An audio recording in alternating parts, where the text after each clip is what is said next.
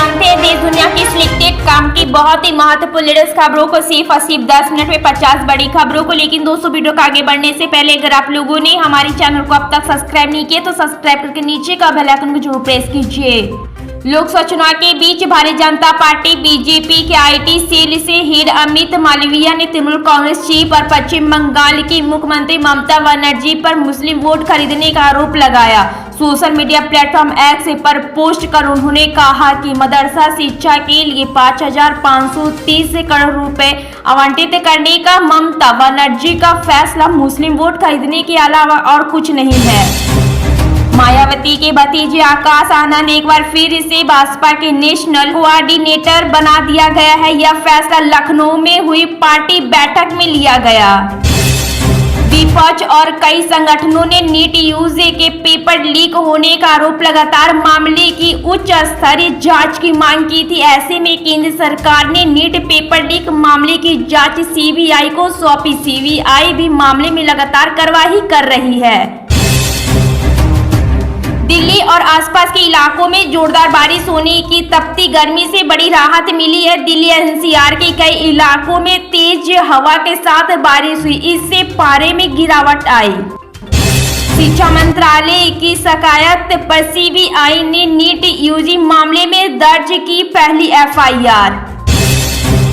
Saudi अरब में भीषण गर्मी की वजह से इस साल हुई 1,000 से अधिक हज यात्रियों की मौत। प्रधानमंत्री नरेंद्र मोदी 3 से 4 जुलाई को काजाख्स्तान में होने वाली एससीओ समिट में शामिल नहीं होंगे। पीएम के इस समिट में शामिल न होने के चलते विदेश मंत्री डॉक्टर जयशंकर भारत का प्रतिनिधित्व करेंगे। लोकसभा चुनाव के बाद बहुजन समाजवादी पार्टी बीएसपी की नतीजों की समीक्षा के लिए बैठक हुई। बीएसपी की राष्ट्रीय अध्यक्ष और पूर्व मुख्यमंत्री मायावती ने लखनऊ पार्टी कार्यालय में पार्टी की केंद्रीय कार्यकारिणी की सभी पदाधिकारियों, प्रदेश अध्यक्ष, वरिष्ठ पदाधिकारियों के साथ बैठक की। मंत्रालय की तरफ से पेपर लीक मामले को लेकर यूजीसी नेट एग्जाम कैंसिल कर दिया गया है। वहीं परीक्षा रद्द को लेकर छात्रों द्वारा प्रदर्शन भी किया जा रहा है और इसे लेकर विपक्ष भी बीजेपी सरकार पर हमलावर। इसी बीच अब समाजवादी पार्टी के मुखिया अखिलेश यादव ने भी एग्जाम कैंसिल को लेकर बीजेपी पर तंज कसा है।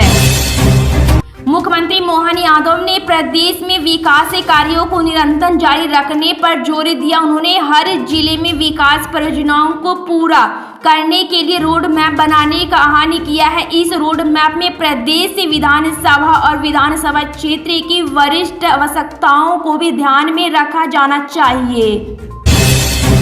असम के मुख्यमंत्री हेमंत बिस्वा शर्मा ने मुसलमानों के खिलाफ एक बार फिर से जहर उगला है। उन्होंने दावा किया है कि इस बार के लोकसभा चुनाव में बांग्लादेश से मूल्य के अल्पसंख्यक समुदाय के लोगों ने कांग्रेस को भारी संख्या में वोट दिया है। उन्होंने कहा कि इस लोगों ने केंद्र और राज्य में भाजपा के नेतृत्व वाली सरकारों द्वारा उनके लिए किए गए विकास कार्यों को अनदेखा किया है। उन्होंने यह भी आरोप लगाया है कि असम का एकमात्र समुदाय है जो सांप्रदायिकता में लिप्त है। देश की राष्ट्रीय राजधानी दिल्ली में पानी का संकट बरकरार है। दिल्ली की मंत्री आतिशी ने अनशन के बीच आम आदमी पार्टी के सांसद संजय सिन्हा ने एक बार फिर से पानी के मामले पर बीजेपी को घेरा है। आप संसद ने आरोप लगाते हुए कहा कि दिल्ली के लोगों के साथ नाइंसाफी हो रही है। उन्होंने कहा कि डबल इंजन की सरकार होने के बावजूद भी हरियाणा सरकार पानी नहीं दे रही है। दिल्ली में केंद्रीय गृह मंत्री अमित शाह ने बाढ़ प्रबंधन को लेकर समीक्षा बैठक की। इस बैठक में गृह मंत्री अमित शाह ने बाढ़ और जल प्रबंधन के लिए भारतीय अंतरिक्ष अनुसंधान संगठन इसरो की तरफ से उपलब्ध कराए गए सैटेलाइट तस्वीरें के उपयोग पर भी जोर दिया। उत्तर प्रदेश को हरा भरा बने रहने के लिए योगी सरकार द्वारा इस वर्ष 35 करोड़ पौधे लगाने का लक्ष्य रखा गया है। सरकार ने मानसून सीजन में पौधारोपण अभियान के लिए विभागों और मंडलों का लक्ष्य तय कर दिया है। सर्वाधिक 14 करोड़ पौधे वन पर्यावरण एवं जलवायु परिवर्तन विभाग लगाए। ग्राम विकास विभाग को 12.59 करोड़ पौधे आरोपित करने होंगे। मंडलों में सर्वाधिक 4 करोड़ करोड़ पौधे लखनऊ मंडल में लगाए जाएंगे। कांग्रेस नेता राहुल गांधी रायबरेली और वायनाड दोनों ही सीट पर लोकसभा चुनाव जीते थे, लेकिन जीत के बाद उन्हें किसी एक सीट का चयन करना था। राहुल ने रायबरेली से सांसद बनने का फैसला लिया, जिसके बाद अब उन्हें वायनाड की जनता के लिए एक इमोशनल लेटर लिखा है।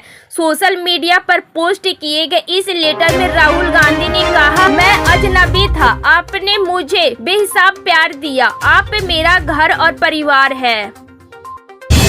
राजस्थान में 5 विधानसभा सीटों पर होने वाले उपचुनाव से पहले मुख्यमंत्री भजनलाल शर्मा ने 14 मीना विधायकों को बड़ी जिम्मेदारी दी है। माना जा रहा है कि मीना वोटर्स को बीजेपी में बनाए रखने के लिए मुख्यमंत्री ने पहल की है।